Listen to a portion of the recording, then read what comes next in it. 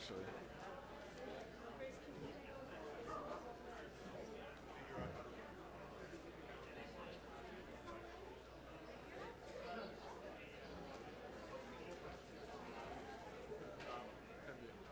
We'll talk up there.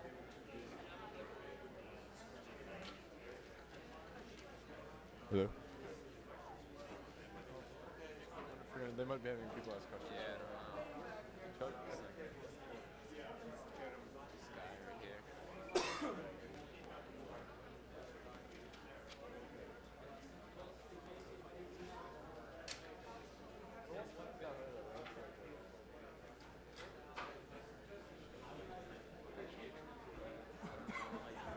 Somewhere down there, a little bit left.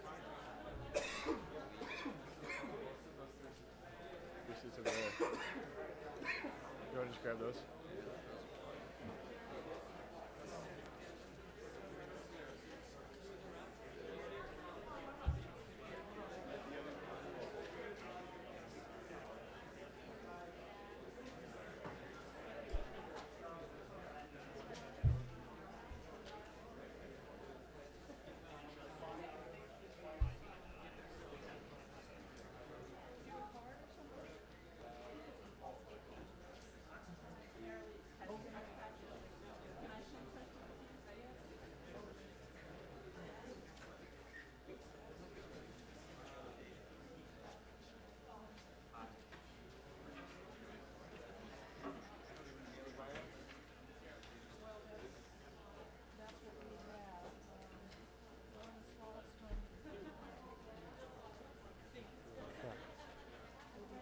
People sitting in the front.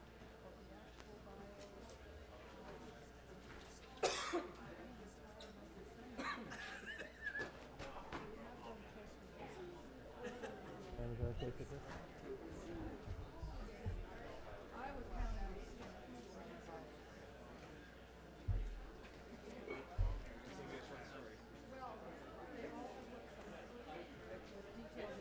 Gotta file this straight. File right away.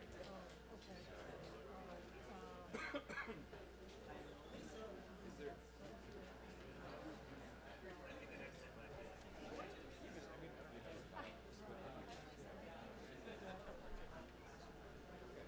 Well, it'll also be part of the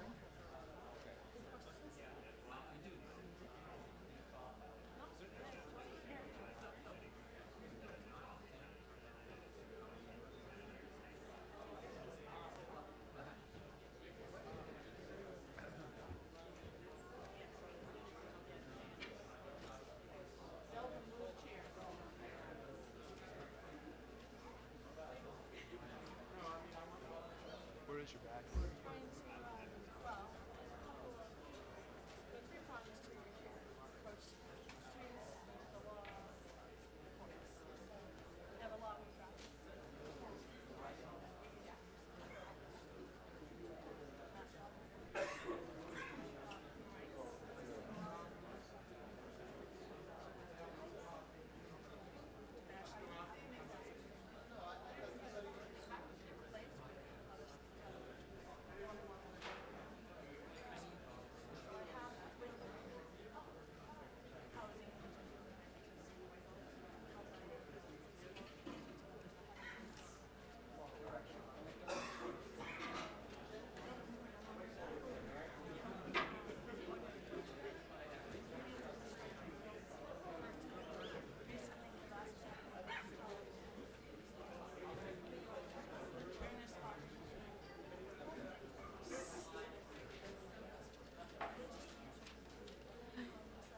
Hey, did you tell me you have the first question?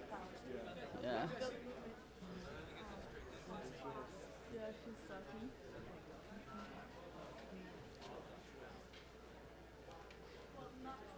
Not Paul's. Wherever.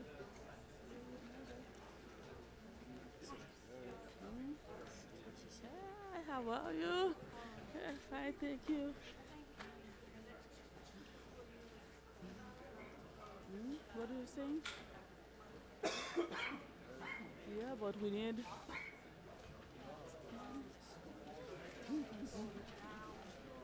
No, Because we need 3 seats.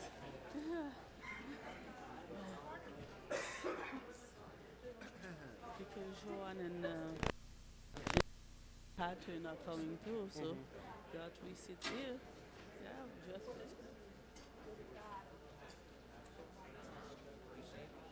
And we try to keep it non-violent. So we want to go, like to March.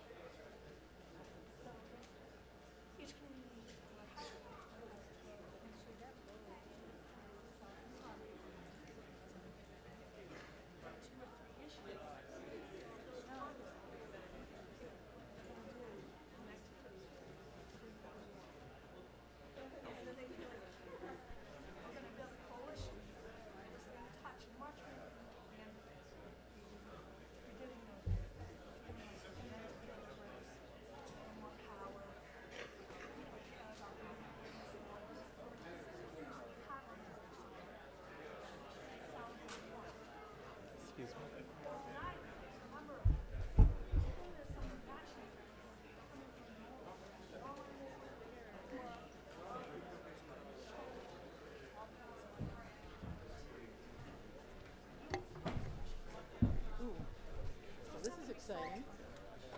You sure you want to be there? I think we Okay. should be you're the female. Bookends.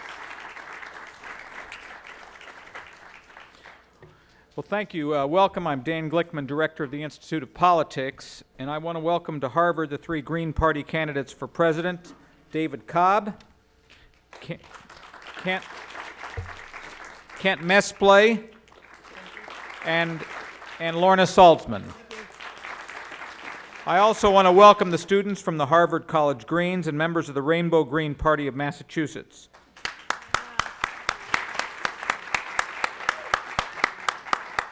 The Green Party is a third party, is the latest in a long tradition of American presidential elections. The tradition is marked by folks trying to change the system. Often our two-party systems may fail to address all of our nation's needs, and when that happens, third parties are effective voices for those who feel that the two-party system does not speak for them. We saw this in the year 2000 with the Nader candidacy. And in 92 and 96, Ross Perot ran against the federal budget deficit and pushed both parties to engage in deficit reduction discussion. From John Anderson in 1980, George Wallace in 1968, Henry Wallace in 1948, Eugene Debs from 1900 to 1920, and Teddy Roosevelt in 1912, third-party candidates were and are a force to be reckoned with in presidential politics. Over the last 100 years, third-party candidates and parties have pushed for a woman's right to vote, for African Americans' right to vote, the regulation of big business, and workers' rights long before either major political party. Not all third-party candidates come from the left. Many champion conservative, libertarian causes. In fact, the tax rebellion movement in this country since the Second World War often came from third-party candidates. Tonight we have a debate by the presidential candidates in the Green Party, a party committed to environmentalism, nonviolence, social justice, and grassroots organizing. We welcome the debate, and more importantly, we encourage questions and participation from the audience. And now it is my pleasure to introduce tonight's moderator, Matt Gonzalez. Matt is the president of the Board of Supervisors in San Francisco, just came off a highly publicized and significant mayor's race where he came very close to winning that particular election.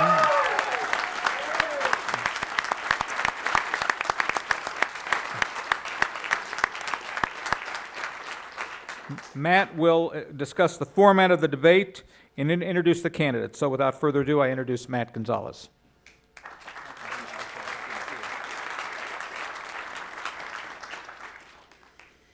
Well, I want to begin by really acknowledging Secretary Glickman and the Institute for Politics here at the Kennedy School for recognizing the importance of gathering the candidates seeking the Green Party nomination for president in such a forum. I expect a lively event tonight and one that contributes positively to the public and policy discourse happening here in the United States, particularly in this president's race. I want to begin by introducing the candidates and then go into how the format will be carried out. First off, we have Lorna Saltzman. Lorna is a 35-year environmental activist and served for 10 years as regional representative for Friends of the Earth. In 1984, she co-founded the New York Greens, later to become the New York Green Party. In 2002, she was the Green Party candidate for the U.S. House of Representatives, 1st CD, Suffolk County, New York, and presently serves on the New York Green Party State Committee. She has published numerous articles here and abroad on environmental, energy, green politics, and biodiversity issues. Lorna is a member of the New York Academy of Sciences. Welcome, Lorna.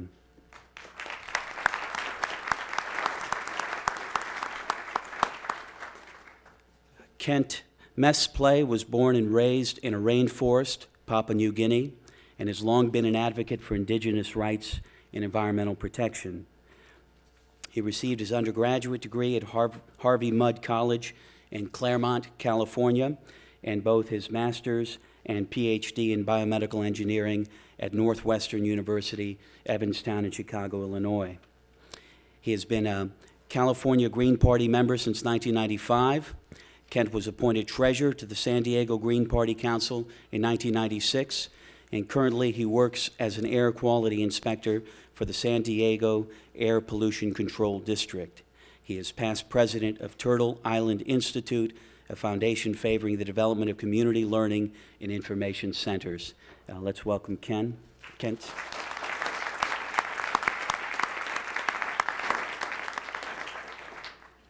David Cobb was raised in a small shrimping village in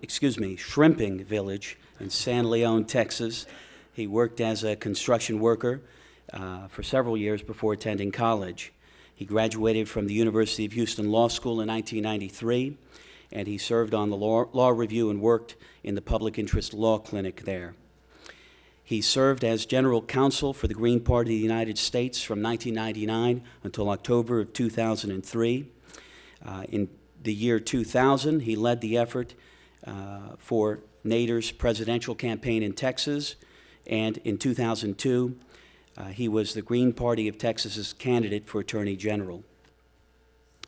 He lectures and facilitates Rethinking Corporations, Rethinking Democracy seminars and workshops around the country, which explore the social, legal, and historical context of how corporations have become the dominant institution of our times.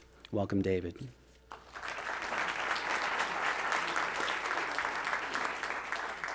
Let me say a few things about the format. In addition to having 2-minute opening statements by each of the candidates and 3-minute closing statements by each of the candidates, there will be essentially 2 parts to the format. The first part has each candidate answering prepared questions. Specifically, this means a question will be presented. Each of the candidates will answer it. They'll each have 2 minutes to answer, and we'll alternate with which candidate begins each of those questions. The second part of the format will be questions from the audience. We're hoping to have questions from all of you here. We're going to try to balance on gender basis who gets to ask questions, to have that kind of diversity, and we will allow questions directed at individual candidates. I will exercise a certain degree of license as the moderator to try to ensure that all the candidates get some opportunity or equal opportunity to be heard tonight. Let me briefly introduce our 2 panelists who will be asking the questions in the prepared portion of the format. Ebony Barkley and Grace Ross, to his right, are co-chairs of the Massachusetts Green Rainbow Party.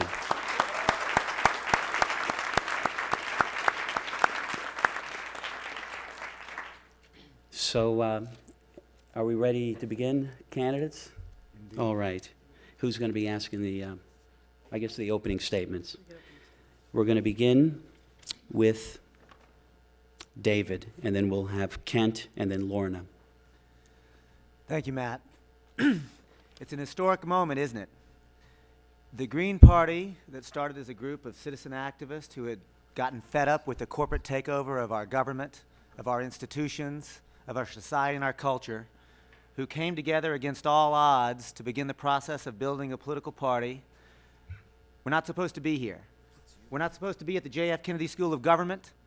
We're not supposed to be electing people to office. We're not supposed to exist in this two-party system. But here we are. The Green Party is getting larger, stronger, and better organized with every election cycle. More Greens are running for office with every election cycle. More Greens are getting elected in every election cycle. We're creating more local chapters. We're creating more state parties. We are jumping over every single draconian ballot access hurdle that's thrown before us. We won't be stopped. The Green Party is the only party that is dedicated to a citizens' movement that will challenge unflinchingly a corporate takeover of our government. In a democracy, we, the people, are supposed to rule. We are supposed to be sovereign. Ask yourself today, do you feel like a sovereign citizen, actually able to create the society that you want? Are the issues that you care about being addressed? The reality is this. Rather than a society of self-governing citizens, we've become a society of consumers, choosing between paper or plastic at the grocery store. I'm urging more citizens, more people, join the Green Party. We're the only political party that will advance issues of universal health care, living wage, publicly funded election, the war on drugs, the prison industrial complex, but we need your help. Thank you.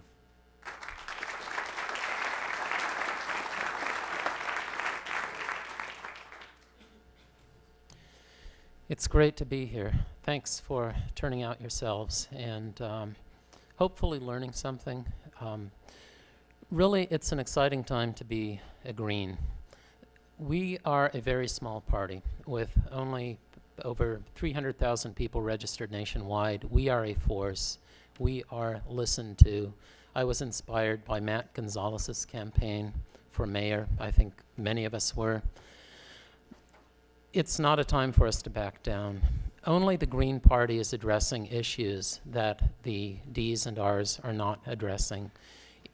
In some sense of the word, the Green Party is the heart and soul of the Democratic Party, which is why the Democrats are so afraid of us, because we stand up for the disenfranchised. We stand up for plants and animals and ecosystems that have no representation. We stand up for the working poor. We stand up for those who believe that warfare is not the best way to solve problems, especially when it's waged primarily of, by, and for the petroleum industry. So I'm running largely as a protest candidate. Whenever I voted for Ralph Nader, I voted to support my party, but I've also voted out of protest. I refuse to be inactive, and I encourage you to make sure you're registered to vote if you aren't. Whoever you vote for, it doesn't matter. The point is to be involved. Tell your friends to register Green and to vote Green. Spread the word, because we have influence and we increasingly gain influence. We don't do that by sitting this one out. I've waited over the years for a good presidential candidate to come forward. I waited for Al Gore to do something when he was vice president, and I really waited for him to do something when he was running.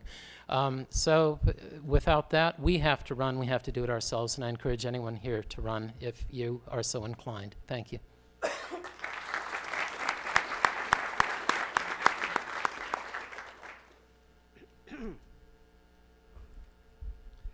In 1978, Raymond Dasman, a scientist and professor in California, said, "We are already fighting World War III, and I'm sorry to say we are winning. It is the war against the earth." That war is still going on, and the United States is the chief protagonist in this war, and its chief weapon is cheap oil. Cheap oil has created in this country the equivalent to a runaway nuclear reaction. Runaway, untrammeled economic growth, consumption, and development, that itself generates inequity and social injustice.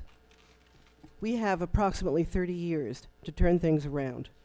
And all our efforts at dealing with or in addressing the social justice issues that we see here and abroad will be absolutely naught if we do not cut back our oil consumption by at least 60% within the next 30 years. We will see unprecedented social and economic collapse and chaos, and social justice will be relegated to the sidelines. For example, island nations, coastal nations will be inundated. Freshwater supplies will become saline and undrinkable. We will see the vectors of infectious disease spreading north, as they already have, by the way, such as in West Nile virus. We will see a tremendous loss in biodiversity, and scientists are already recognizing this. And in addition to that, we will see refugees by the tens of millions. Imagine the response of this country to keep that cheap oil, to keep this country alive, to keep the goods being produced, to maintain their control. The third world countries that will suffer mostly from global warming, will be sacrificed. This country will stop at nothing to make sure that its citizens continue to consume unsustainably and inequitably. What we need to do is radically change the system to a steady state system and reverse this untrammeled cancerous growth and move over to things like renewable energy and a restoration, ecological restoration of the natural systems upon which life depends. Thank you.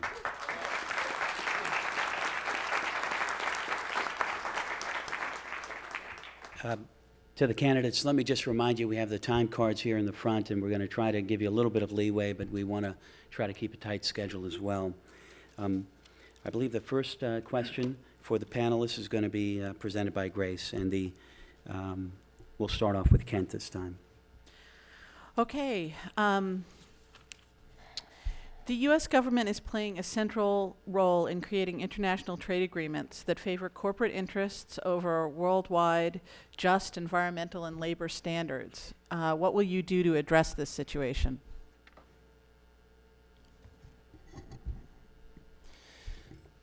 The first thing that we have to recognize is that when our government acts, it often does not act for the good of the people, be those U.S. citizens or citizens abroad. It typically acts in favor of large corporations, multinational corporations. As a Green, I support other Greens in generally being opposed to the increase in globalization, to the trammeling of other nations' rights, to their independence and their sovereignty. So as a party, we are pretty dead set against GATT and NAFTA and other trade agreements, which really rose up without the input of and the consent of citizens of these other countries. So while I'm not strictly a protectionist, I recognize that it's important to encourage other nations to remain as self-sufficient as possible. In particular, if we look across the border at Mexico, there has been a long-standing tradition of community farming wherein people get together and work as a group. They're called ejidos. And we tend to break up such cooperatives and such sharing in communities. Traditionally, having grown up among rainforest people survive by sharing, by looking out for themselves. And we live in a highly competitive society, one that doesn't recognize how important it is to also look out for others. When we do look out for others, including those in other nations, we also end up, in the long run, if not in the short run, also looking out for ourselves. Thank you. Well, I agree that we have to get out of NAFTA and WTO, but we have a bigger problem because in many of the foreign countries that we're talking about, there is an absence of democracy in those countries. So the policies that those countries present to WTO or in the international trade regime are not necessarily the policies that the people approve of. And in fact, they're probably just the opposite. These are countries that are often in thrall to the international financial community and these unaccountable trade agreements. So we have to reach out and work with the movements for democracy in those countries, which includes, very importantly, women's movements, particularly in Islamic fundamentalist countries. We have to reach out to the workers and the unions in those countries, to the left in those countries, and to the and with generally the pro-democracy forces that are in the third world. And that is the only way I think we will be able to have any kind of international trade regime that has any kind of legitimacy. It has to be grounded in democracy at all levels, both here and abroad.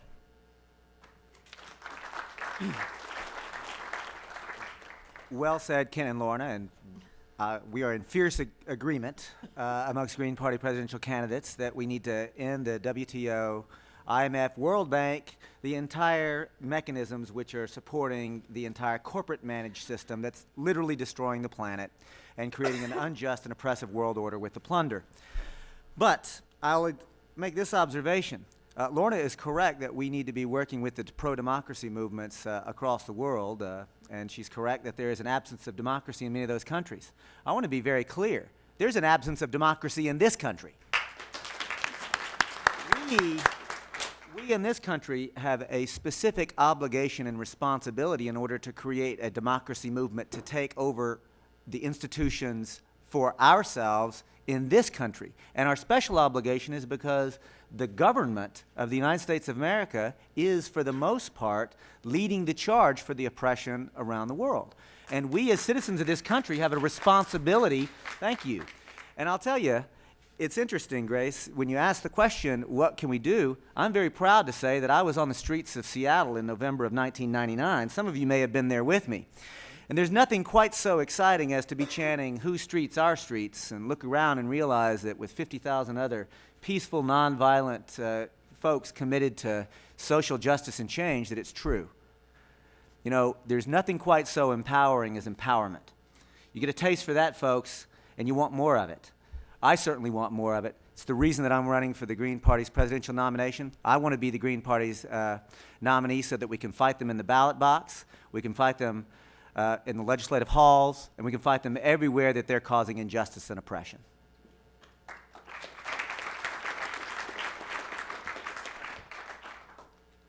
Ebony, I think it's you. Okay.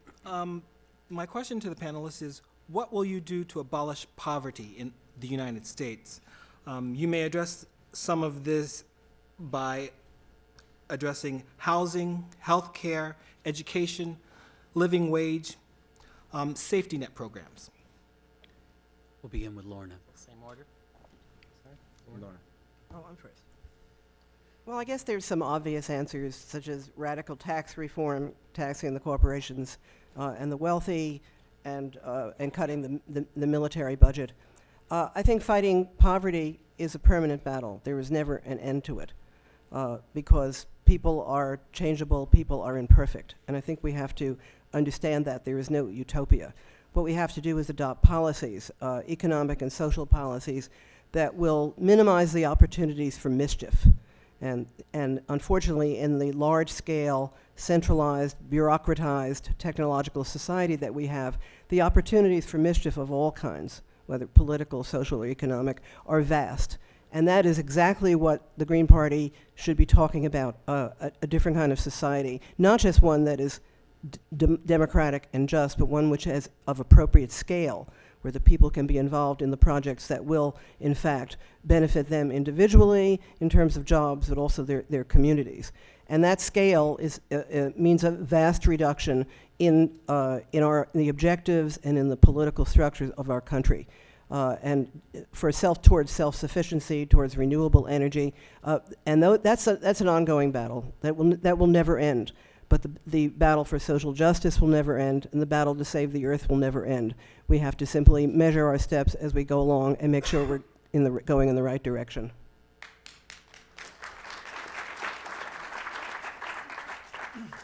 The problem of poverty is actually, and solving it is actually quite simple. In this country, enormous amounts of wealth are accumulated and produced. However, we have a legal system which enshrines and protects the concentration of ever greater amounts of wealth in ever fewer hands. And in fact, it's not just wealth, but it's even decision-making authority. Wealth, power, and decision-making authority are being concentrated in this country, and it's being legally protected and enshrined. The ability to abolish poverty would actually be quite simple. Let's have a fair tax system so that the ultra-wealthy elite pay their fair share. It's kind of simple, isn't it? And the fact of the matter is, if there was the political will, it would actually be quite easy to implement. You know, the great Texas politician Sam Rayburn once said, as an elected official, when I feel the heat, I always see the light. It's occurred to me that one of the things that the Green Party is doing is generating the kind of heat that's necessary, both at the ballot box and other places, in order to make sure that elected officials see the light on addressing issues such as poverty. But you know, it doesn't just stop at poverty. Let's be clear. There's no reason that this country should not have universal single-payer health care. If health care was understood to be a human right, then we would create a health care system to deliver health care. Instead, the current health care system is a profit-driven system. It's designed to deliver profits to HMOs. The fact of the matter is it works very well for what it's designed to do. So let's design a health care system to develop health care, to deliver health care, and we'll get it. Doesn't stop there. A living wage. Everybody who is working a 40-hour work week in this country ought to make enough money to raise themselves above the poverty level. We need publicly funded elections to get these big corporate fat cats out of our government so we can do it. Thank you.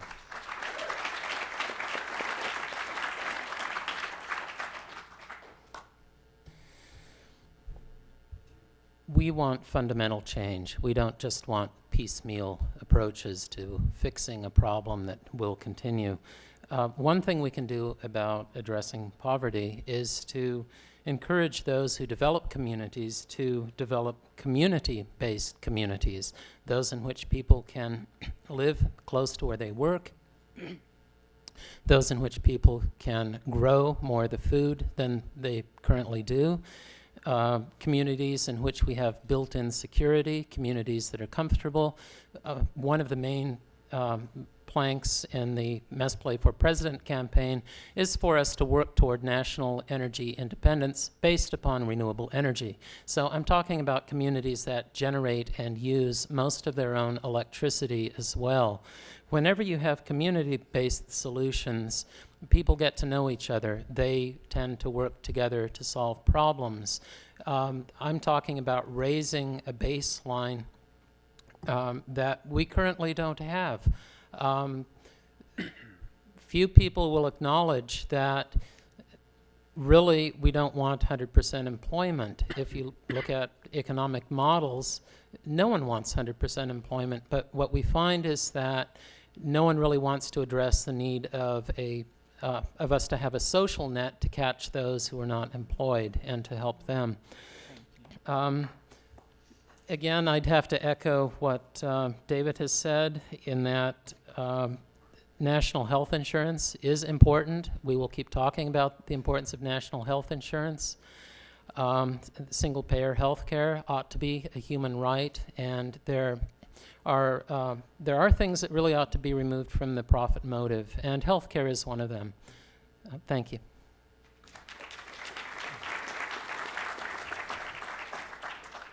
Grace, you're going to ask the next question, but we're going to change up the order a little bit. This time, let's go David, Lorna, Kent in that for the next three Okay. cycles. So today, our government tells us that to assure our security, our nation faces an endless war. How will you address such issues as the Patriot Act at home, our unwillingness to sign the International Landmine Treaty, or unilaterally reduce our nuclear weapons arsenal, and the war on terrorism, both at home and abroad? Well, Grace, let's be clear. There is a war going on, and the war that's going on mostly is a war on the poor and people of color. That's what's really going on. There's also a war against the civil liberties of all people who live in this country. Let's just reframe the question. That's the real war that's taking place now. Now, in the larger context, I think we have to acknowledge, and Greens need to be willing to say unflinchingly and with honesty, that the current illegal, immoral occupation against the people of Iraq and Afghanistan was not done on behalf of American interests or the interests of the people of America. Instead, it was done by, for, and on behalf of the large transnational corporations, and specifically oil corporations.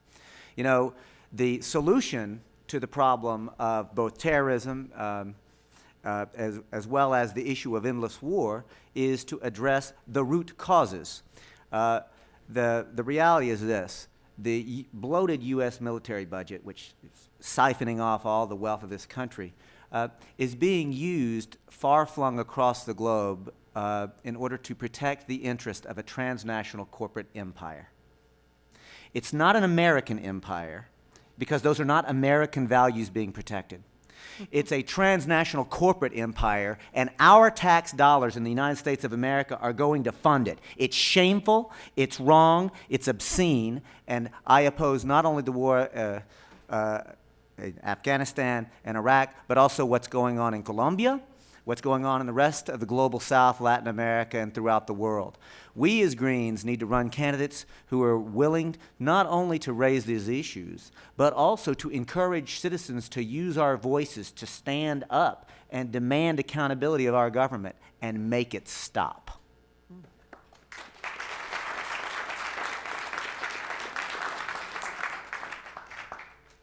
I think national security is more than cops and robbers and tracking down spies and moles.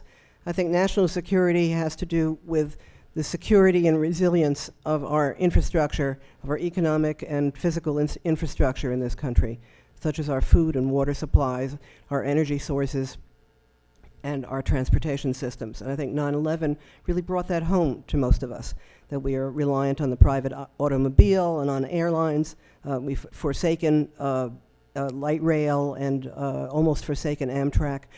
Most particularly, our energy sources are extremely vulnerable to centralized energy, and particularly nuclear energy, but any centralized generating plants are very vulnerable, and national security would say that the move to renewable energy, which is redundant and which is resilient, will not knock our country off the map.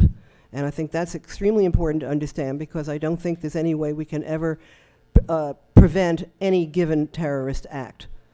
There are always going to be such acts of mischief. What we can do is ensure that we redefine national security in three major areas: in public transportation, as I said, in terms of developing rail as an alternative to airplanes and cars; in terms of our energy sources, moving to decentralized, small-scale energy sources; and in public health. And that is going to be the emerging public health threat from global warming is a very, very serious one. I don't think people have really recognized what possibly could happen. But if we have 43 million people that are uninsured completely, that is a signal that our system is not geared up to deal with the potential of another influenza epidemic, for example, or resurgence of malaria or other insect-borne diseases.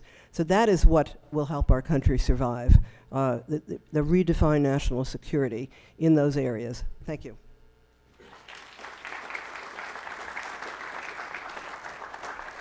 Absolutely. I couldn't agree more. This is something that I've been saying too, that we need to redefine national security.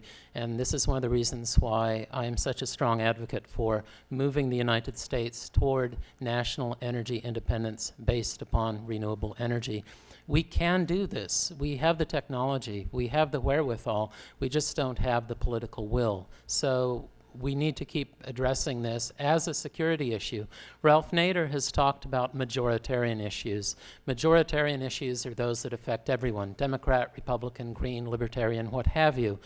So when we talk about security issues, we have to talk about how our society is designed in terms of water, in terms of energy, water use, energy use, food production and use, and transportation.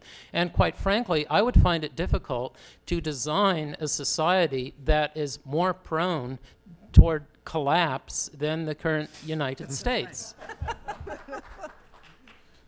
As far as other security goes, we currently live in an environment of fear. This is something that our administration is stirring up. It's almost as though George Bush has an additional motive that he's not really sharing with us. So this is a very dangerous time. It's a dangerous time to be a U.S. citizen. It's a dangerous time to be a world citizen. And we have to stand up and we have to say it's not right to blame others, to blame terrorists for all of our problems, and we have to ask the tough questions.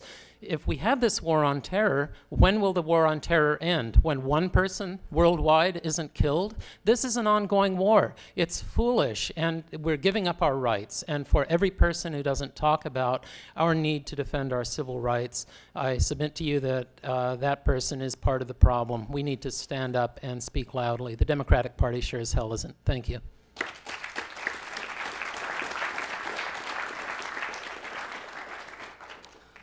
A panelist. The Green Party is seen largely as a white, middle-class environmental group. Here in the great state of Massachusetts, the party is working to communicate a broader platform, changing its name to Green Rainbow.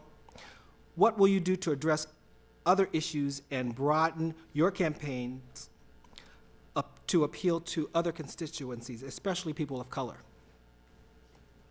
We're going to start with Lorna this time. Well, my particular campaign and my platform have always addressed the issues that affect the communities of color.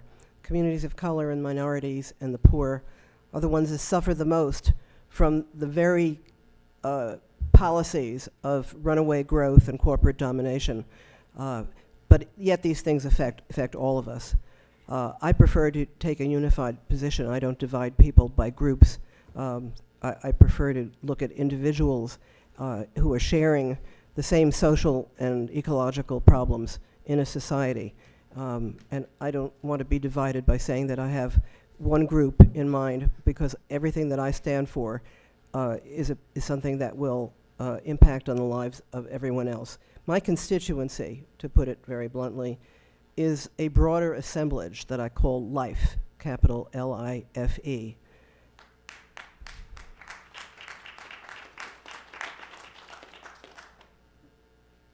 Okay. It's not just racism that's a problem, and it's institutionalized racism. The problem is that we have a widening rift in our society between the haves and the have-nots, between those who are represented by our political system and those who are not represented by our political system. Many people are drawn to the Green Party who have not found a voice elsewhere, who have not found an opportunity to be listened to elsewhere. The Green Party is a party of inclusion. We truly do address majoritarian issues, and we do need to do more as far as reaching out to people of color. One thing that I plan to do and that I've been working on and that is ongoing is to reach out more to Native American nations. In San Diego County, where I live, we have the largest number of reservations of any county in the United States. These people, too, I mean, we talk about not having democracy at home. Here we are mucking about on other parts of the planet, and our own government doesn't even uphold its treaties with First Nations, and that's just wrong. So as a person having Native American ancestry, this is something that really touches me to the quick, because we don't just want to change some facets of our system. We want to embrace a philosophy that recognizes and respects all of life, not just as our current administrations do in very few words, supporting globalization through corporate domination, which is wrong. Thank you. Ebony, I'll answer that question by telling a personal anecdote, and it's extraordinarily personal. I grew up in a house without a flush toilet. I don't say that to get a pat on the head or for anybody to say, oh, look at how he pulled himself up by the bootstraps. It's true. Grew up in poverty. And as such, I genuinely believed that the real issue of oppression was class. And I really believed that. I said, that's really what's going on here. It's about class. And privately or in my heart and with people that I really trusted and I knew I had an intimate, loving relationship, I would confide with things like, I wish that people of color and women would just sort of, put that aside and recognize that it's really about class. And that if we could all just unite around class, that we could win and have the society that we want. I know there's been historical unfairness and oppression, specifically against people of color and women, but, we need to get over it and then just move on. And I really honestly believed that. Until I had a colleague and a friend who was a woman of color, who I had that close, trusting relationship with that I could share that with. And she told me something that rings in my ear even today. She said, David, when you tell me that, I wish you could hear how that sounds in my ears. Because what I hear you saying is disrespecting my identity. You're disrespecting my experience. And she knows me, we're friends. And so I heard that. And then she said, when you describe class as the issue, you're describing your own identity. So don't discredit my identity. And Ebony, I promise you that at that moment, we use the term paradigm shift. I had a paradigm shift. I completely got it. And I want to run a campaign that reflects the fact that I get it.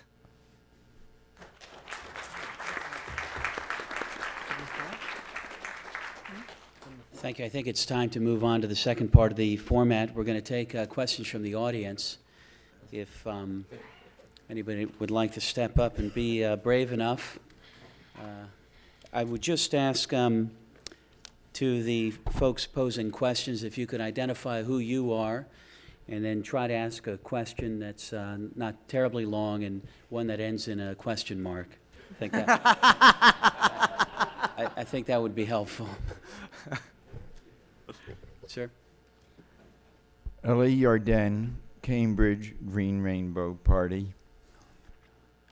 My question is, according to the latest figures, the United States, with about 4.5% of the world's population, accounts for 24% of the carbon dioxide emissions and consumes about 22% of all commercial energy production.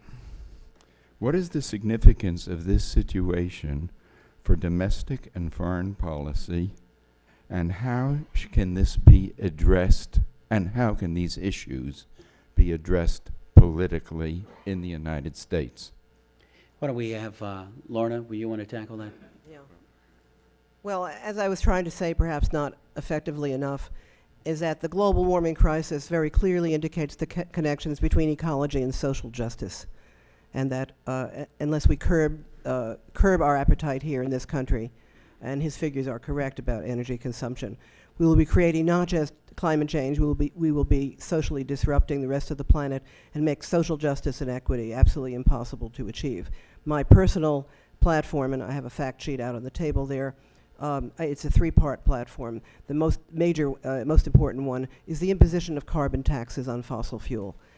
People in Europe pay 4 times what we do for gasoline. We have to make those who consume the most energy pay the most. So we need to put carbon taxes on all fossil fuels. The second thing we need to do is to end all subsidies. Let's talk about free market. I mean, we're the real free market people, not the other guys who pretend to be. Full cost pricing of energy and ending the subsidies to the energy, ending all subsidies, agriculture, energy, timber, ranching, fisheries, you name it. Take away those subsidies. And the third thing is not only moving to renewable energy technologies here, which will in fact benefit communities of color and inner city ethnic communities by creating vast opportunities for jobs, but by exporting renewable technologies to the third world so they can leapfrog over fossil fuels and avoid what the IMF and the World Bank are trying to foist on them, giant energy projects. That's the best thing we could do. I would say we must do it. It's urgent that we do it within the next 30 years, or we will lose the opportunity to do it at all. Thank you, Lorna. Yes, I'm James Lahens, and I am a freshman at Boston College. I'm 18 years old, and I'm from Boston, Massachusetts. And a question I have for you panelists is, as a young person who is starting out as a potential voter, I am disappointed that people treat the election like a horse race and urge me to vote for a candidate who is electable rather than think about what I want in our country's leadership. What should be done to change this? What do you think should motivate me to vote, and why should I vote if I think that money talks louder than my vote? David, you want to tackle that? Well, Thank you. I sure do. I want to tell you, invest your vote. Don't waste your vote on establishment parties that are delivering the same thing in corporately funded parties. Invest your vote, and invest your vote in the Green Rainbow candidates who are running, and invest your vote in the Green Party presidential candidate in 2004, because you'll be part of building a long-term movement. The history of the United States of America shows that only when enough people have banded together and formed their own independent politics has there ever been systemic structural change. Here's the list. The abolition of slavery, women getting the right to vote, the creation of the Social Security Administration, unemployment insurance, workers' compensation laws, pure food and drug laws, the end of child labor. Fact of the matter is, folks, that the entire fabric of what we today would consider a just, sane, and compassionate society was actually woven together by those who came before us in creating independent so-called third parties. So, sir, I encourage you to not only vote for the Green Rainbow candidates, but get personally involved in the Green Rainbow and join this movement of all of us coming together to start the next wave of the movement for social justice, peace, and democracy in this country. Let's get ourselves universal health care and living wage, publicly funded election. Let's end the war on drugs, the war against the poor, the prison industrial complex. Fact of the matter is, there are solutions to all of these problems. They're only not implemented because we, the people, don't control our own government yet. Thank you. We'll take a question over here. My name is Amy Smith. I recently ran for city council here in the fine city of Cambridge. And my campaign manager is a Palestinian man who has actually since then been hounded from this country through a politically motivated immigration proceeding that followed a politically motivated assault charge that ultimately that charge was dropped but followed on.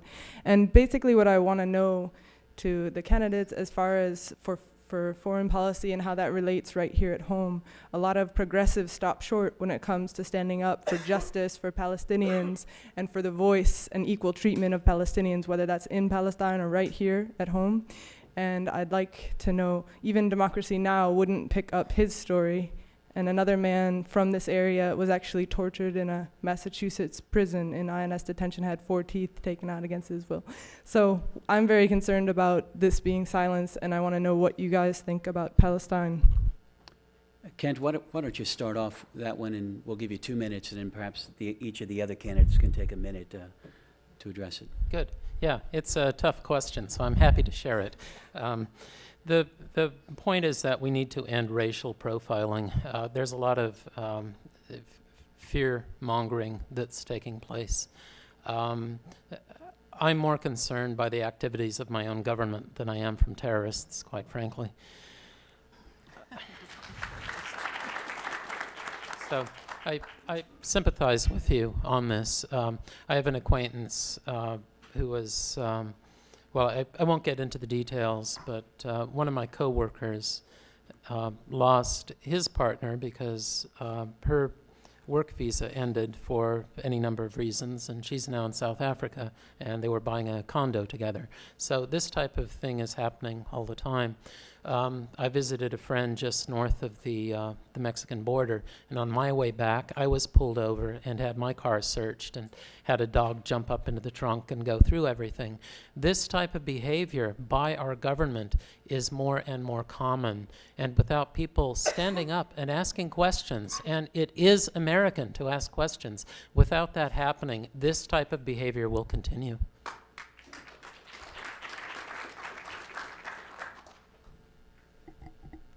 I fear for our democracy too, and this story is obviously only one of many that's going on in this country.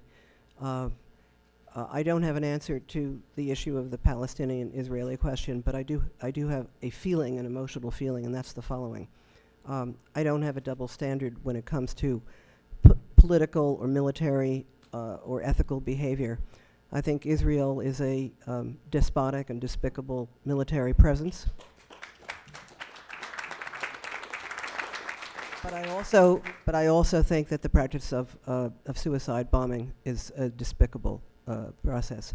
So I don't think there's anyone that has a moral superiority in that area. I don't personally have a solution. There has to be a solution, but I'm not going to take sides. I have a single moral standard.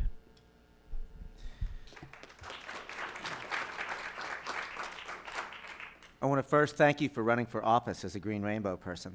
I always make it a point to thank Greens who run for office, and also public school teachers. I want to acknowledge, though, that the story that you've told us is, in fact, becoming more and more common, and it's chilling, to say the least. Kent Mesplay is right that the only way that we're going to be able to stop this is by raising our voices and demonstrating that it is not acceptable in this country for for the story that you've just told to happen. In our silence, we are complicit. We have to own that. You know, so I'll join you and anyone else in raising a voice against that kind of conduct, ostensibly on behalf of our government. I think that the question of Palestine, actually, the late, great Edward Said and Noam Chomsky both came to the same conclusion, which is, and I'm going to respect the time, but a pluralistic one-state solution where the people of that area live together is the solution. Thank you, David. Take a question over here. Hi, Mitchell Channelis. I'm a Cambridge resident, and 20-odd years ago, I was active in the formation of the Green movement here in Massachusetts, and I have to say, after 7 years of effort, I left in disgust because of all the energy going into internal squabbling between the left, who was trying to take over, and the people who were the hippies, you know, basically whatever happens is okay, you know, as long as we dress a certain way. So what initially got me involved and excited about the Greens... How about a question for you? The question is coming. What got me excited about the Greens was the idea, certainly floating around in Germany at the time, that this was a beyond right and left movement, looking for something which I call the third way. Is there anything, aside from a strong focus on the environment, which I agree is a third way issue, that any of you have to say regarding policies or issues that you could call a third way beyond right and left? Does somebody want to tackle that? David, you want to take a stand? I'll address it. I mean, you know, the left and right dichotomy in this country it doesn't really exist. The reality is this, that we have an up and down system. We have the people on top and most of the rest of us underneath. And we've got to take a look at how are we going to come together. And I think that the majoritarian issues that Green Party espouses is what's giving us that opportunity. You know, at heart, I'm an organizer, not a politician. I organized a petition drive to get Ralph Nader on the ballot by collecting 76,000 signatures in a 75-day period. We did that with inspiration, organization, and perspiration. I'm sorry to hear that you went through 7 years of internal squabbling, but I can tell you with the Greens that I've been working with, we're happy to be doing it. We're rolling up our sleeves and getting the job done. I want to work with other people in other states as I travel the country in genuine collaborative partnership with people like you, with local Greens and state Green parties in order to build this movement. Let me take another question here. Thank you, David. Good evening. My name is Catherine Jenkins-Jome. I want to revisit the issue of the lack of racial and ethnic diversity in the Green Party and ask you to address why in the past efforts to make the party more diverse haven't succeeded. Because I think when we look at what hasn't worked in the past, we can maybe have a better idea of what will work in the future. And a second part to that question, I want to ask if you think it's really viable for the party to become diverse when, average Americans, there's a lot of residential segregation, and so different people aren't really getting to know each other. Lorna, you want to try that? I think the best way to do this is by example. I think it would be presumptuous for any of us to go into any community of color or any minority community and say, we've got the word, come and join us, we support your issues. I think that would be very presumptuous. The movement, whatever the green movement it is, it has to arise from within that community itself. And simply by articulating the universality of our concerns, by articulating the issues that affect all these minorities, whether it's the issue of the loss of democracy or the environment and all the other issues we've talked about here, that is the way we set an example. I don't think that this notion somehow of going out and to various communities and saying, gee, come and join us, we're the good guys. I don't think that's going to work. And also, the other reason it's not going to work is because all communities already have their own leadership, they have their own organizations, their own issues and objectives, and our job is to draw the parallels between what we want to achieve in the world, in this country and also in the world, and then they will come to that recognition themselves. Thank you. Why don't we take a question over here? Good evening. I'm Patrick Bauer. I'm a freshman at Harvard Undergraduate College. Like James, I'm 18, and this will be my first election I'll be voting in coming up. And I guess my main concern is I don't want to waste my vote. In the 2000 election, I somewhat feel that Ralph Nader affected the election, and obviously Bush won by a very, very small margin. And I wonder that if Ralph Nader hadn't been there, if he hadn't received so many votes, if some of those votes might have gone to Gore and have turned the election around. And I'm worried voting now that if I vote for the Green Party, it's essentially a vote for Bush. And I'm not convinced that this long-term investment that you're asking me to make by voting for the Green Party is actually going to pay off in the end.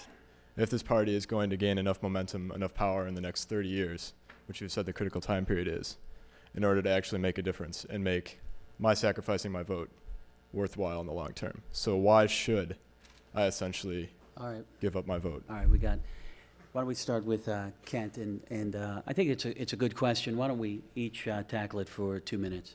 It's a great question. You're only wasting your vote if you vote for a Democrat or a Republican.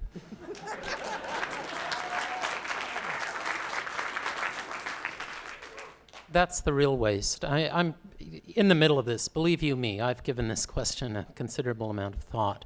My opinion right now is that we run as hard as we can at every level as Greens to raise the issues that are not being raised by the so-called major parties. No one else will do this, and we're not going to get anywhere by just sitting this one out.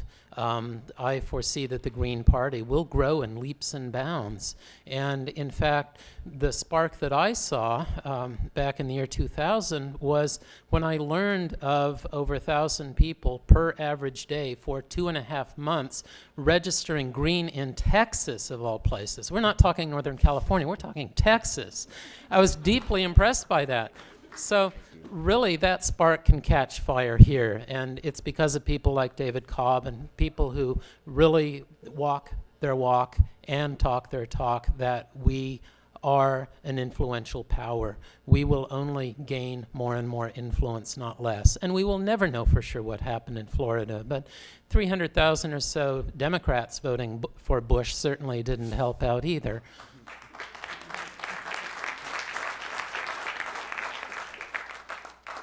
Let's not be fooled. Bush is just a disease vector. The disease is is Bushism, and the disease is the corporate-controlled economy and the octopus tentacles of the corporations to control the world's resources, to control the world's markets, and to suppress democracy. That's their most important goal. So this notion somehow that just removing Bush is going to leave us with a wonderful Congress. I mean, people who really stand up to Bush, right, when he gives tax cuts to the rich, and and won't give us health care, and when 10 million people are unemployed, and when he's selling us out and to the corporations. I haven't seen that lately in Washington. So I don't think getting rid of Bush is going to be the answer. What we are talking about here is a whole new system, a radical change, a fundamental change in the entire system of, let's face it, capitalist industrial growth system. Has to be discarded so we can go to a sustainable and socially just society. David? Patrick, I want to address you personally, since you said you don't want to waste your vote. Where are you going to vote this year, or in 2004? I'll be voting in Illinois. In Illinois?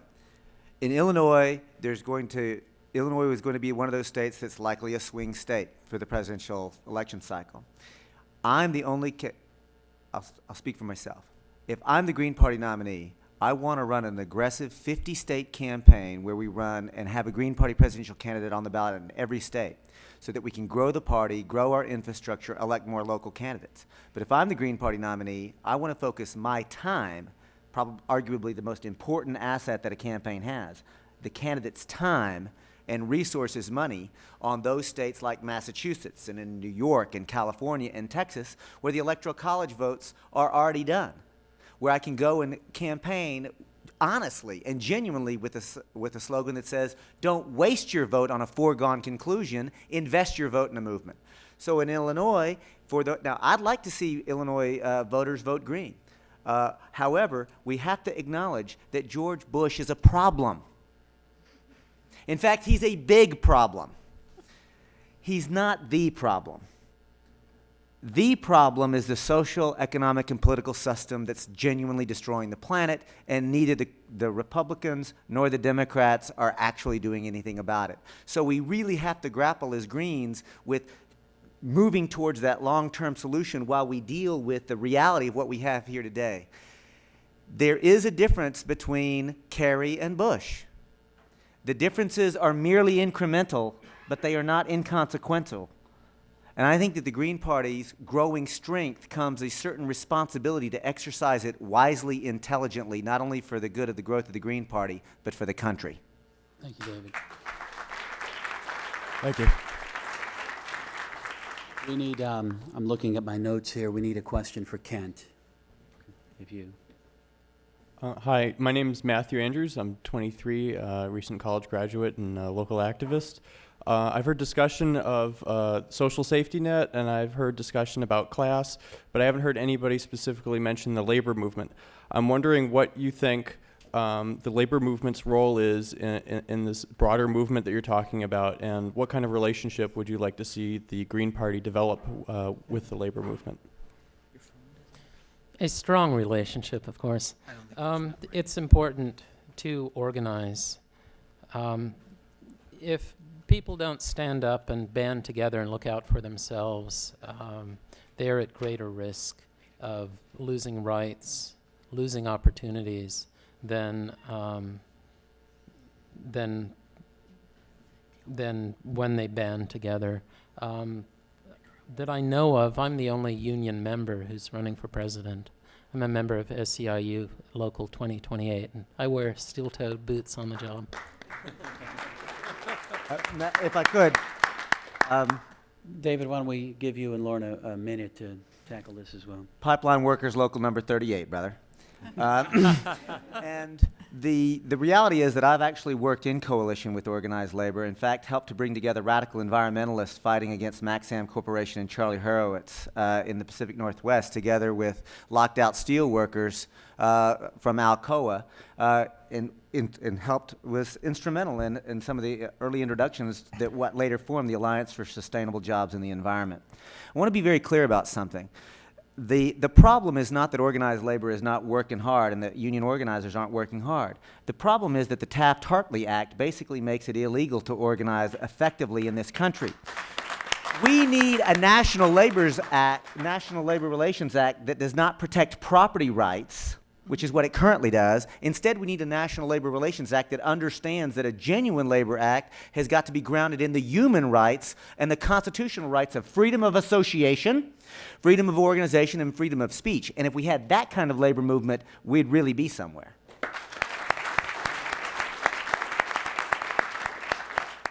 Well, I actually was a union member. I guess it was a white-collar union when I was a natural resources specialist at the New York City Department of Environmental Protection. This is a very, very big question, and I'd like to divide it into two parts. One are the short-term issues that affect workers and unions, which I'm very strongly supportive of. But I read on the internet last year a very interesting speech by a union activist who, I don't know his title, but his name was William Fletcher, and apparently he's a very important person in the union movement. And I was very impressed with his speech, because what it said to the unions was, you have to go beyond just your self-interest.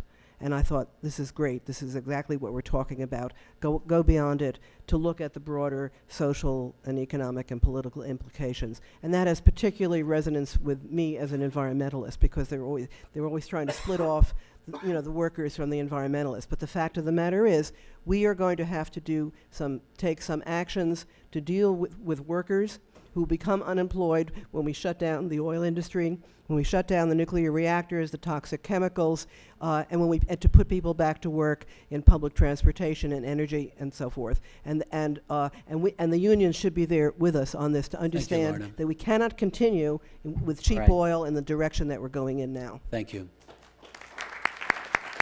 Why don't we have, thank you. For some gender balance here, why don't we have a woman step forward? Hi, my name is Zelda Menard. I'm a teacher in the Boston Public Schools, and I wanted to ask you, No Child Left Behind's ultimate goal for schools, if they don't make annual yearly progress, is to privatize them, and I wondered if you had a better way to fix education and equalize opportunity for all children. Kent, you want to tackle this? Sure, I'll approach that. I'm opposed to the privatization of education. I'm very much opposed to the No Child Left Behind Act. What happens when standards are enforced is that teachers tend to feel obligated to teach to those standards rather than just being free to, well, educate. Imagine that. I taught for a while, too, at the high school level, so I've seen what goes on with administrations and with local politics and whatnot.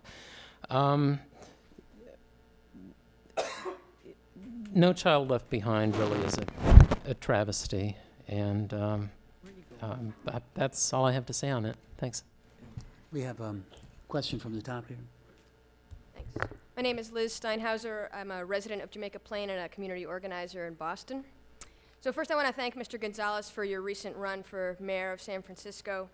I thought that part of what was great about your run was that there was national coverage of you and the Green Party and the issues, and I want to thank you very much for that. Thank you.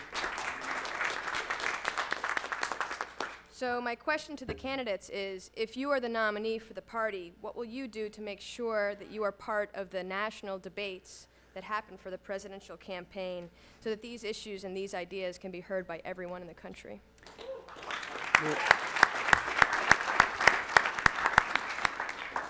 We are starting to run out of time, so perhaps each of you can take 1 minute on this question.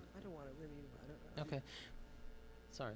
One of my goals is actually to get into the presidential debates. It may not sound like much, but it's quite a goal. First of all, if we had a set bar, say at 5% polling, above which a person could get into the debates, that would help. The problem is that the Commission on Presidential Debates adjusts the standard as they see fit. So if, for example, a Green were to poll, say, 17%, it looks like the bar would be set at 18% or 20%. It's something that floats. So my challenge really would be to to implore the Commission on Presidential Debates to include everyone, but basically they'll only take the top 2 parties unless a green comes somewhere in between, and then they'll take the top 3 parties. So my challenge is, hey, if you're going to stick with the top 2 parties, if we beat out, say, the Democrats, then let's have them cut from the, I know it doesn't sound good, but cut from the debates. Let's be clear about this. The Commission on Presidential Debates is actually a front group for the Republican National Committee and the Democratic National Committee, and it's corporately funded. There's a great new organization called the Citizens Debate Commission, and I would urge you and everyone in the audience and who are watching this debate to check it out, Citizens Debate Commission. I'm actually proud that I worked with ReclaimDemocracy.org, which was one of the initial organizations just after 2000 that began that process. But your specific question is, what would I do if I'm the Green Party's nominee? Well, I'm certainly prepared to get arrested getting myself on the debate panel if I am the Green Party's nominee. We have a moral and ethical, legitimate right to be there, and frankly, if we're not there, the issues of NAFTA, GATT, the war on the poor, the prison industrial complex, the war on drugs, we can go on and on about all the issues that wouldn't be addressed if we're not there. Lorna, you want to add anything, or? No, I was going to say that we need a little civil disobedience. In fact, I think it was Boston where Nader was kept out, and I think some of his supporters were arrested and so forth. So I think we need more of that. It might be a very good focus issue for the Green Party. How are we doing on time? Is it time to go into the closing statements? Okay, I'm being told we have one quick question. Somebody feel very strongly. We have a gentleman here in the back that would like to. I don't know if you'll give up your space for this gentleman here. Move Chicago. Yes, all right. Hi, my name is Leon Chicago Richards. I'm with Franklin County Green Rainbow. My question is that several of you I've heard talk about empowerment within our communities, but right now we live in a society that criminalizes the poor for things that are beyond their control. What do you plan to do to make people feel that they are empowered? Because right now you're telling people to speak up, but if you're cast as a threat for speaking your voice, you can be arrested. What do you plan to do to change that? Why don't we have each of the candidates take 1 minute on this one? What order? Right now I have that everyone's received equal time up to now, so. Okay. You can speak up by registering to vote green, and by voting green, and by telling everyone you know to register green and to vote green. Good luck. I wanted to just make a mention of that in the context of reparations. That's been an issue of discussion. One way to both achieve the reparations issue and what this gentleman has talked about is to empower politically minority communities and inner city ethnic communities with the same powers that we give to the suburban communities, the powers of zoning, of planning, and taxation to bring about real neighborhood government and political decentralization. Leon, speaking up is not enough. We have got to organize. History tells us what it takes to actually get systemic change in this country. Speaking up is not enough. We have to organize, and we have to organize together. And we have to do it intelligently. We have to do it with an open heart, but we have to be very clear-headed about it. I like to think of myself as an organizer as one who keeps my head in the clouds, but my feet very firmly on the ground. We've got some short, mid, and long-term goals. We've got to reach out to people and demonstrate to them that we can achieve those goals and that we have not only a broad vision, but we've got clear, concrete steps that can make our lives and their lives better. All right, sir, I know you've been waiting a long time. Do you got a short one for us? Yes, thank you for taking my question. My name is Andy Griswold. I'm a member of the Massachusetts Green Rainbow Party from the Medford local, and I voted for Nader in 2000. I don't regret that decision. I think Gore lost the election entirely on his own. I'd like to thank all three of you for standing up and running as Green presidential candidates so that all of the registered Greens and independents here can go and vote in the Massachusetts Green presidential primary. We know that Kerry's going to win the Democratic primary anyway. And also for the Massachusetts Green Rainbow Party to retain its official ballot status the Green candidate has to capture at least 3% of the vote in the general election. So I hope that the Green Convention will nominate the best candidate and then we can support them. My question to the candidates is, once we are through this election cycle, how will you work to promote the continued growth of the Green Party at the congressional level, statewide office level, state legislature level, and local level? Colleagues, if you don't mind, if we could try to keep this maybe half a minute apiece. We really need to move to the next section, so why don't we start with David? Organize, organize, organize. That's all it is. We got to run. We got to run. We got to run. I could give a longer answer. I'm going to respect the time limit. The best thing that we can do is nominate a candidate who is of and from the Green Party and is willing and able to work cooperatively in partnership with the local and state Green parties. I make that commitment.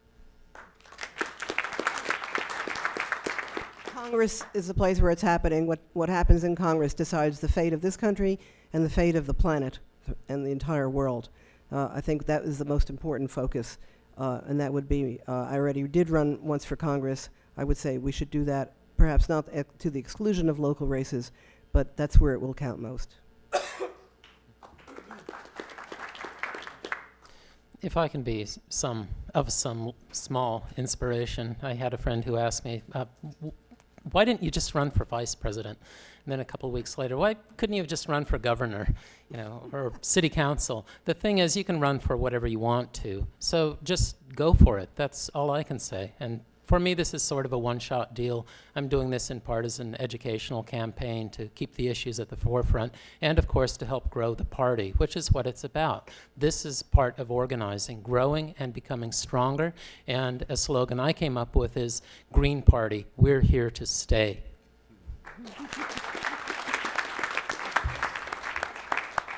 All right, thank you all for the questions and candidates. We're going to go into that final portion of this forum where you give closing statements. You have 3 minutes, and we're going to reverse the order that we began with. So this time it will go Lorna, Kent, and David.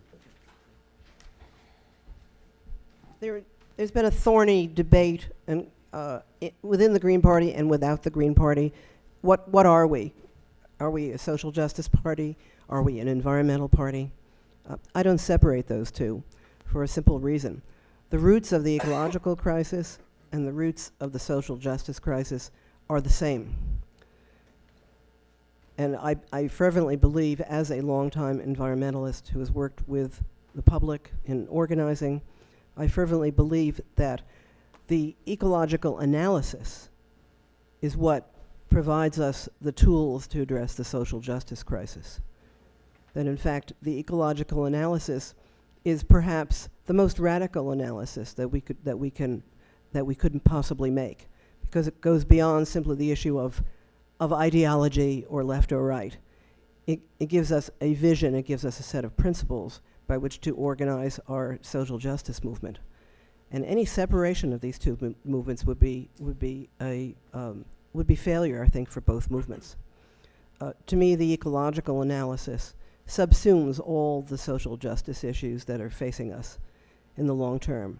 The real challenge is for people on the left, people in the unions, people who do not have an environmental background, to understand that the environmental movement, which essentially started in around 1970 at Earth Day, is a social justice movement, because it asks different kinds of questions about our society. It asks the fundamental questions about particular projects or development or land use. Who benefits? Who pays? Who bears the costs? And above all, who decides? Who decides these issues? And then you get to the question of democracy. I don't think you get those same questions when you start out from a narrower point of view. I'm not saying that social justice concerns are narrow, but they tend to be in our society because we are very much divided along single issue lines. And I categorically reject single issue politics, and I categorically reject identity politics. I see a much broader politics, and the ecological analysis and the ecological paradigm that is facing us really addresses, in the final analysis, it addresses everything that we are concerned about. Our social interrelationships, but also interrelationships in the workplace, in our investments, in our trade regimes, and in agriculture. Everything in life that we do here is permeated by the issue of whether it can be sustainable and whether it is good for the planet. And in the long run, what is good for the planet and sustainable, it will promote social justice.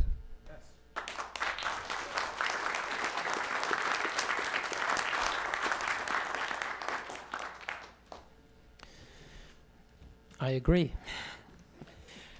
Global climate change is the single greatest threat that affects us. I know that we are a social justice movement, but the time that we live in is one in which we can almost expect to learn of the deaths of tens of millions of people from starvation. The climate is changing. We do have wacky weather, and we humans do influence, through our activities, the weather. So cutting our use of fossil fuels isn't just good as far as an air pollution measure, but it's a fact of survival right now that we really need to, well, do less, consume less, slow down, work more within local communities, and work toward advocating national energy independence based upon renewable energy. Energy policy really affects everything. It affects our foreign policy. We're at war now for a number of reasons that we often hear about, but I believe the greatest reason that we are currently occupying Iraq is because of the oil fields. We have to set an example for the world. If we want to see peace flourish throughout the world, we need an administration that does more than just to resort to violence to purportedly solve problems. That's the wrong way to go. We have an increasingly closed society here in the United States. Again, it's a frightening time to be a U.S. citizen. We Greens tend to see conditions that lead to conditions. We're sort of like the canary in the coal mine. We're aware of things on a wide range of fronts, and that's why so many people are involved. Not just scientists are pointing to the problems with the weather and to our influence upon that, but traditional communities worldwide, and especially here at home in the U.S., people who've been watching the weather for tens of thousands of years are saying and have been saying, hey, this is a critical time. It's as critical a time as the flood, which wiped out a lot of people. And there have been other epochs, other times when masses of people disappeared, and this is a similar time. So it's not a time to be inactive, and it's not a time to be afraid either. It's a time to talk about improving our quality of life. Even going toward renewable energy would lower the bills that you would have to pay, your utility bills. The problem is that the people who are in control are afraid of giving up that control. We have free market solutions to most of our problems, including with energy. We need to put those into play.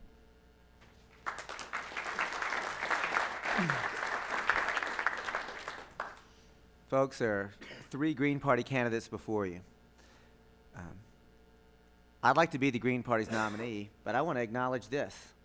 Candidates will come and go. It's the Green Party that's here to stay. That infuses everything about my effort to secure the Green Party's nomination. I want to run a smart, aggressive campaign in 2004 that has as its first and foremost goal to grow the Green Party. You know what the real 5% goal is in 2004? That 5% voter registration that we're going to bring people back into the process that have not been participating. That's the real goal for the Green Party in 2004.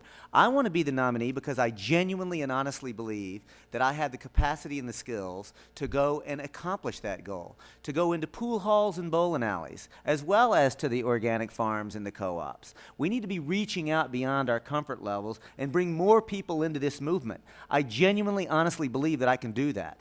And if you want to support me, go to www.votecobb.org. I need your help.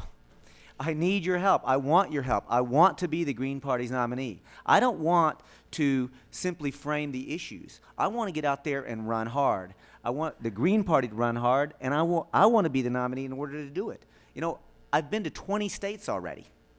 By the end of the month of February, I will have been to 30 states. I'm going and meeting with local Green Party organizers. I'm going to state party meetings, and I think that we need to continue to do that. The issue facing us in 2004 is really how do we negotiate and navigate a very dangerous time. We've got an illegitimate occupant of the White House. The worst thing, though, that can happen in January in 2005 is not just that Bush be in the White House. That would be really bad.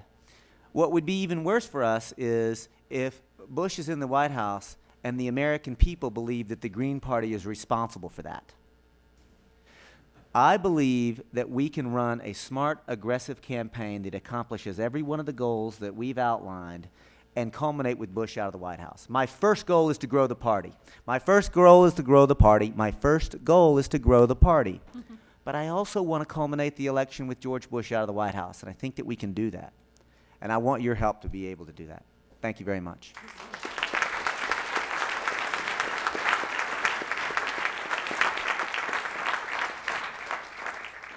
All right, thank you to all three of you. I want to again thank our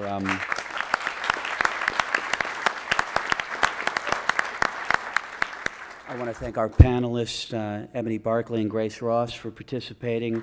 I certainly want to reiterate my thanks to the Institute of Politics here for hosting the event.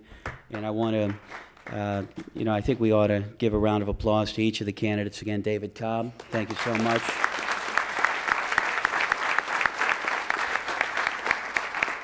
We've got Lorna Saltzman and Kent Mesplay. President Kent.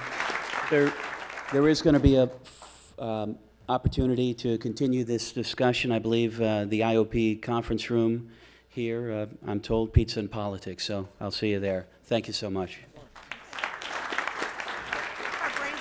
And a round of thanks to our moderator who came from California.